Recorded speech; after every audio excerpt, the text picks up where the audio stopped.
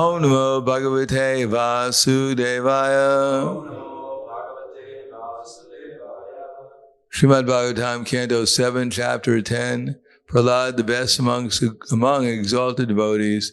Text number 13. Bhojena punya kushalena papam. Kalevaram kala javena hitva. Kirtim vishudam suraloka gitam.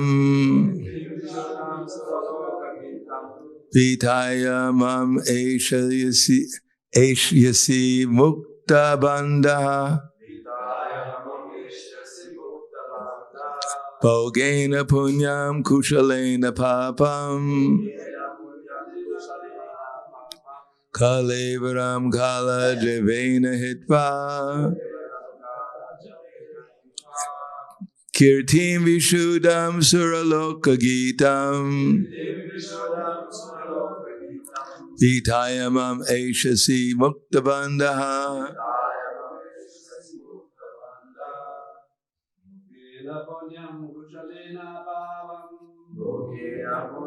Kushalena papam. Kalevaram kala jivena hitva. Tim Vishudam Suraloka Gitam. Vidaya Mameshasi Mukta Bandha.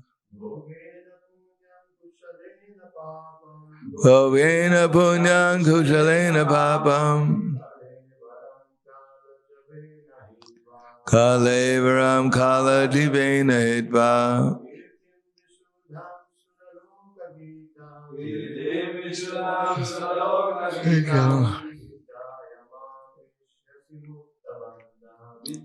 Ayamameshasi muktabandha. Ogena punyam kushalena papam. Evram kala divena hitva.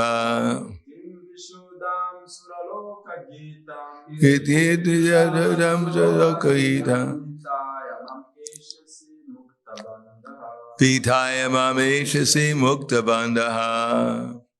Bhogena, by feelings of material happiness. Punyam, pious activities, all the results. Kushalena, by acting piously. Devotional service is the best of all pious activities. Papam, all kinds of reactions to impious activities. Kalevaram, the material body. Kalena javena, by the most powerful time factor. Hitva, giving up. Kiritim, reputation. Vishudam, transcendental or fully purified. Suraloka Gitam, praise even in the heavenly planets. Vitaya, spreading all through the universe. Mam, unto me. Eshasi, you will come back. Muktabandha, being liberated from all bondage. Translation and purport by His Divine Grace, A.C. Bhaktivedanta Swami Srila Prabhupada. My dear Prahlad, while you are in this material world, you will exhaust all the reactions of pious activities by feeling happiness. By acting piously, you will neutralize impious activity. Because of the powerful time factor, you will give up your body, but the glories of your activities will be sung in the upper planetary systems, and being fully freed from all bondage, return home back to Godhead. Purport. Srila Vishwanath Chakravarti Thakur says, Evam Prahladananda Yang Sena Sadhana Siddhatvam Nitya Siddhatvam Cha Nara Divaj Gayam. There are two classes of devotees. The sadhana siddha and the nitya siddha. Prahlad Maharaj is a mixed siddha. That is, he is perfect partially because of executing devotional service and partly because of eternal perfection. Thus, he is compared to such devotees as Narada. Formerly, Narada Muni was the son of a maidservant, and therefore in his next birth he attained perfection, sadhana siddhi, because of having executed devotional service. Yet he is also a nitya siddha, because he never forgets the Supreme Personality of Godhead. The word kuchalena is very important. One should live in the material world very expertly. The material world is known as the world of duality, because one sometimes has to act impiously and sometimes has to act piously. Although one does not want to act impiously, the world is so fashioned that there is always danger. Padam padam yadvi padam. Thus, even when performing devotional service, devotee has to create many enemies. Prahlad Maharaj himself had experience of this, for even his father became his enemy. The devotee should expertly manage to always think of the Supreme Lord, so that the reactions of suffering cannot touch him. This is the expert management of papa, punya, pious and impious activities. An exalted devotee like Prahlad Maharaj is jivan mukta. He is liberated even in this very life in the material body. Bhogena punyam kushalena papam kalevara kala javena hitva kirtim vishuddham suraglokagitam vitayamam eshasi muktabandha.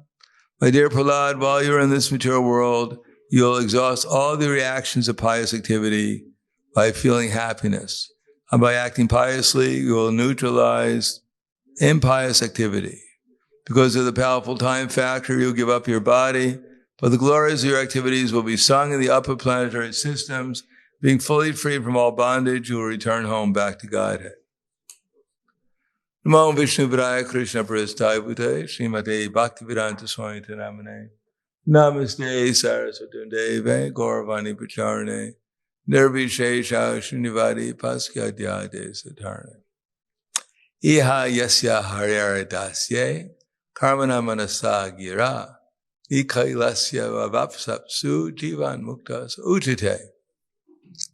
That one who utilizes his body, mind, and words in the service of Krishna, that he becomes liberated even while he's in a so-called material body.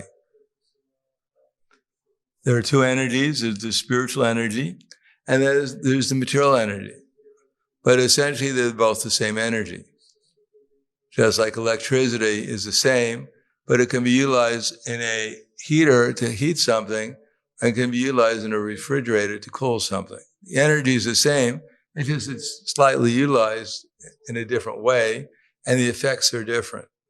So the material energy is and the spiritual is also spiritual energy. De ekadesha sitasya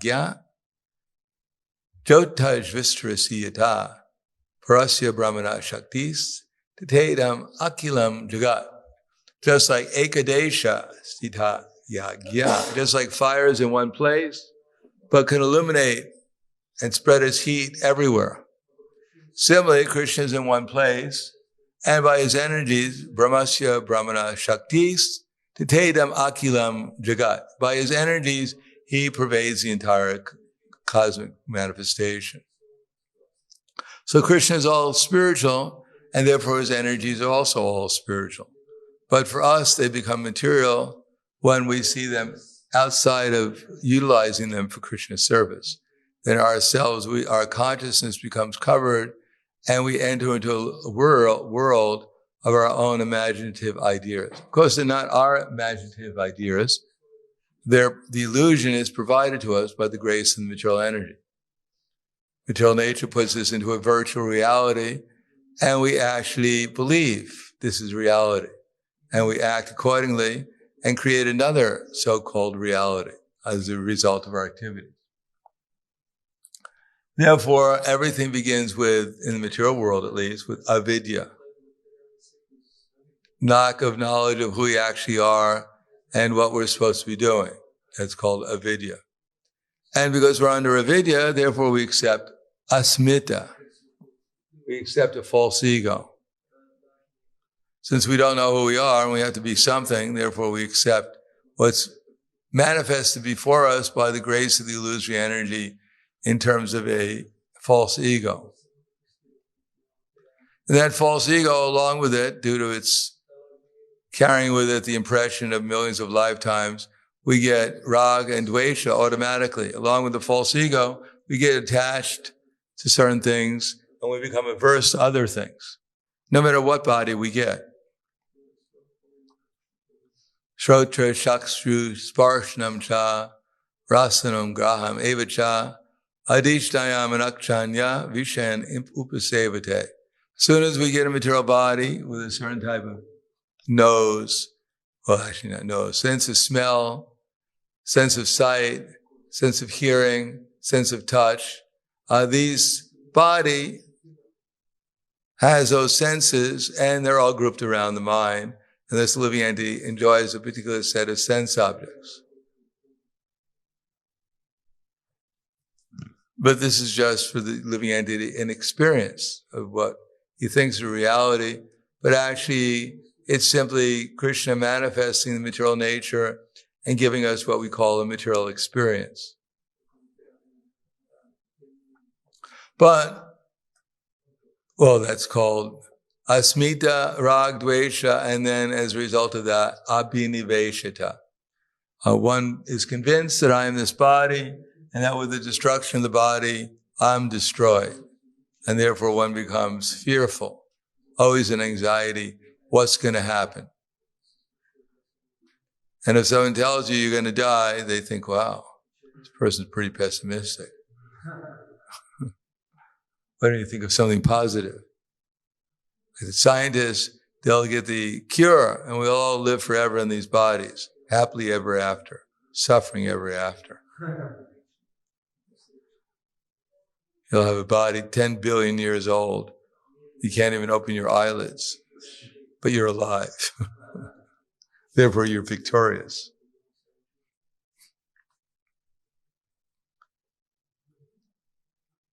So from the point of view of vidya comes papa. Because we're in ignorance, therefore we're going to act in ignorance. Anything outside of Krishna consciousness means that we're subjected to the influence of the illusory energy. And the illusory energy only acts in terms of lust, anger, greed, illusion, madness, and envy. That's all. It doesn't have any, there's no spiritual activities in the material nature. Material nature means lust, anger, and greed, principally, turning into illusion, madness, and envy. So you can take anyone can choose what kind of suffering you want. Some people think, I'm not lusty enough. Other people want to become greedier. Some people are just anxious to gratify their anger. And others want a good illusion. They think, my illusion is not so good. If I can trade it in for a better illusion, my life would become better. And others can't even remember what's going on.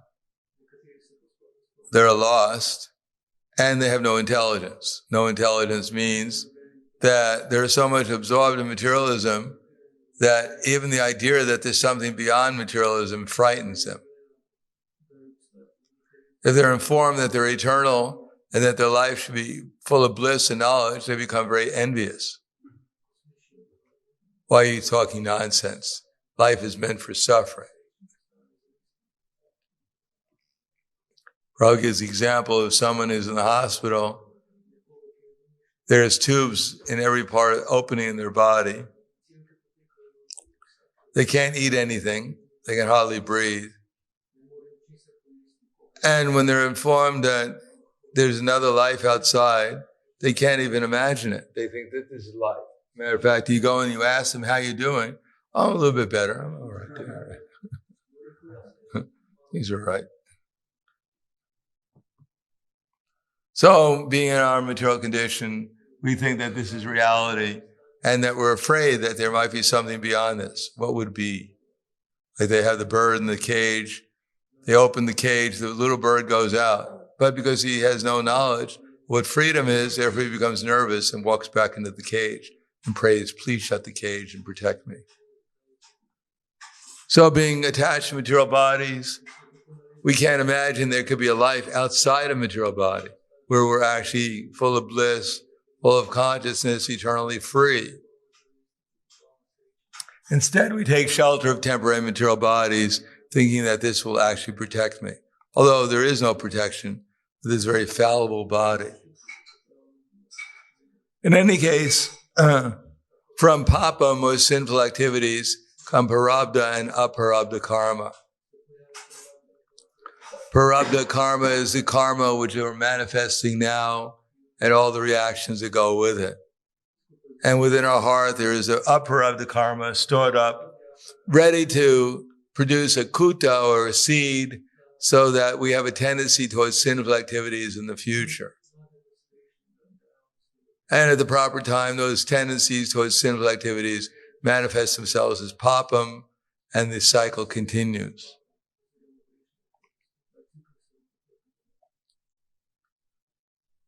Now, for a devotee, Prabhupada gives the example of a fan. The fan's turning around, turning around, turning around. And you pull the plug. Now, the fan will not automatically stop. It'll keep on turning and turning by the force of the fan until gradually it stops. As long as you don't plug the fan in, then gradually it'll diminish the turns. And then eventually it'll stop. Similarly, because we've acquired these bodies, therefore, they have a destiny to live out. Well, we may live for another 20, 30, 50 years, whatever our body. Prahlad may live for another 4 billion years. But eventually the cycle runs out and we have to leave this body. Now, for one who's in Krishna consciousness, who's not desiring another body, who's not attached to having another body, then he can get a spiritual body. But if we want another material body, we still have some unfulfilled desires and ambitions, then we have to come back and accept a body appropriate to fulfill those ambitions and desires. Therefore, one has to practice Krishna consciousness in this lifetime so that one doesn't desire to satisfy desires anymore. And one becomes aloof from our material conceptions, our material aspirations that we've acquired. And then gradually the cycle of desires and the cycles of material activities gradually wind down.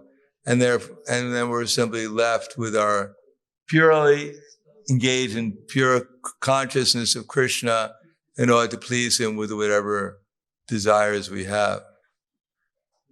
Then whether we're in the material world or in the spiritual world, it makes little difference because our only desire is to serve Krishna. And therefore we're constantly associating with Krishna. And for one who's not in Krishna consciousness, then there is no end to the cycle of fulfilling desires. The very nature of desires is generally to bring one downward. Myers was saying, oh, we want you to make sure you regulate your habits today. Please sleep exactly what you need. Don't eat even 1 grain of rice more than you actually require.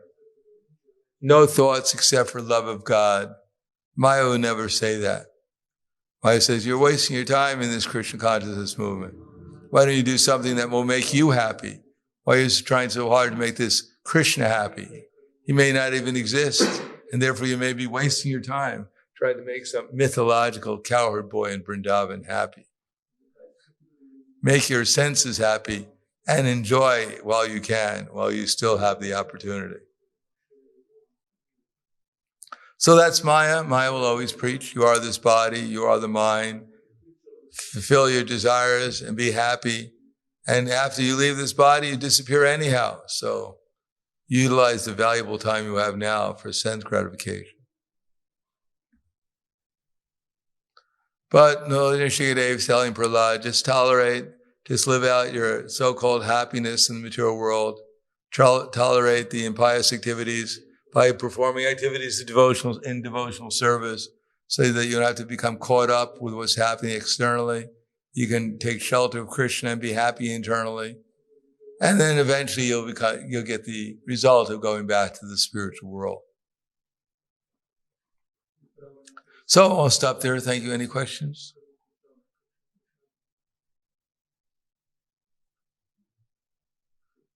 Question?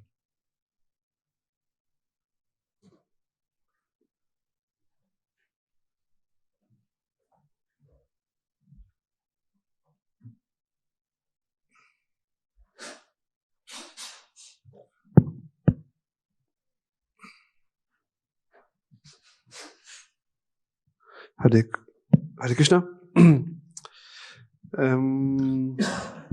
Here in the purport, thus even performing devotional service, a devotee has to create many enemies. But we also hear that 6 Goswamis, they didn't have any enemies. Really? Everyone loved them. Not everyone loved them. No, that in the song. Even the envious, they like them. Oh, really? Why did Hussein Shah put them in jail then? He's so friendly.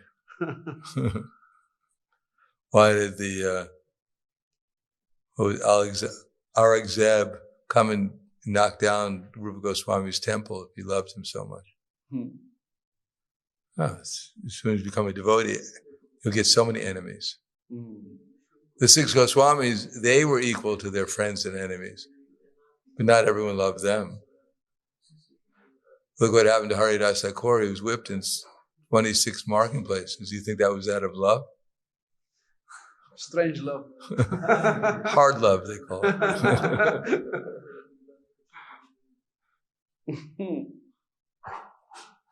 No, brother said as soon as you become a pure devotee, you get everyone's going to become your enemy.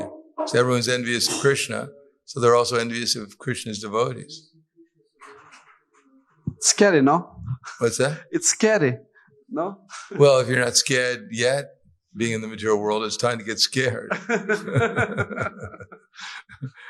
Finally, we woke up and we're in a scary place. Resting on the lap of Maya with her knife ready to cut our head off. Oh, it's so comfortable. It's kind of a paradox because we are practicing process of love, and then with that we're creating enemies. It's kind of... No, because people are envious. You don't have to, we're practicing bhakti, but as soon as they're envious of Krishna. Why was Kamsa envious of Krishna? Krishna didn't have enough love. Krishna didn't love enough, therefore Kamsa became envious. But Hiranyakashipu, Hiranyaksha, all these demons attacked Krishna. He didn't love enough. People who are lusty, they can't stand anyone who actually has bhakti. Exposes their so-called attempt to become the supreme. Exploit others. The real world is a place where everyone comes out of enviousness to exploit others. So how are they going to accept someone? Love, they think, love is just sentimental. Opportunity to try to exploit you or get rid of you. Can I comment on this sentence also? This is the expert management of papa, punya, pious, and impious activities. Tolerance. Think of Krishna and tolerate.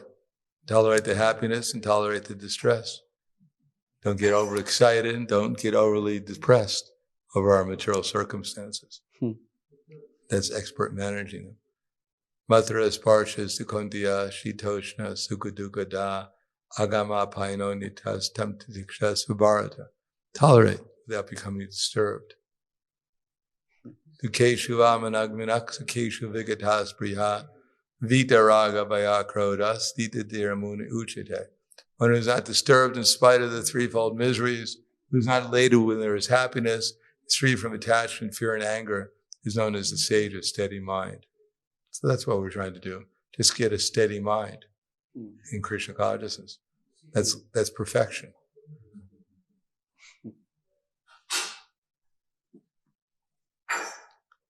Anything else? Okay, thank you very much. Grandaraj Srimad Bhagavatam Ki Jai, Srila Prabhupada Ki Jai, Gaur Premanande.